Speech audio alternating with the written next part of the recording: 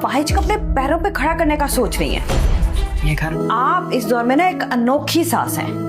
उनके वालिदैन का है, यहाँ होने से मैं उन्हें रोक नहीं सकती। परीशे और अलीसे का कमरा हम अपने बेटों को दे देंगे। आप उन्हें यहाँ आने से नहीं रोक सकती ना, फिर मैं आपको और जूबी को किसी किराए के घर में ले जाती हूँ। मैंने मना किया था ना, इनको इजाजत मत दे। और हम अम्मा जान के कमरे में शिफ्ट हो जाएंगे।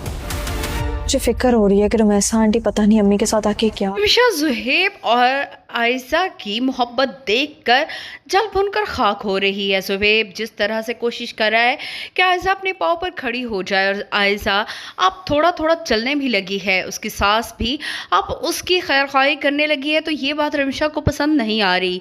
वो अपनी माँ से कहेगी कि आप अपनी अपाहज बहू को अपने पैरों पर खड़ा कर रही हैं। अब तो ज़ुहैब की माँ को समझ आ चुकी है कि उसकी बेटी ने हमेशा ही उसके बेटे और उसके दरमियान दूरियां पैदा करने की कोशिश की। अपने गलत रवैये की वजह से अपने बेटे को वो खुद से बहुत दूर कर चुकी। अब मज़ीद वो अपनी बेटी के कहने में आने वाली नहीं है।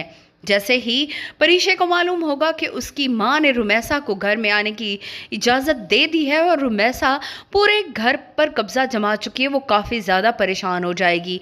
अपनी मां से कहेगी कि वो उसे और अपनी छोटी बहन को बेसूरत रुमैसा के रहमो करम पर नहीं रहने देगी। रुमैसा मैडम तो पहले ही प्लान बना चुकी हैं कि परीशा और उसकी बहन का कमरा अपने बेटों को दे देंगी और ख़ुद अपनी सास के कमरे में शिफ्ट हो जाएंगी।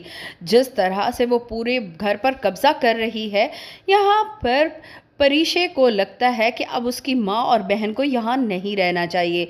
दूसरी तरफ परीशे की बहन भी परेशान है और अपनी माँ से शिकवा करेगी कि उसने इजाज़त क्यों दी कि आलम अपनी दूसरी बीवी रुमैसा को लेकर यहाँ आए। उसकी माँ बस यही कहेगी कि ये उनके बाप का घर है और वो उसे रोक नहीं सकती थी।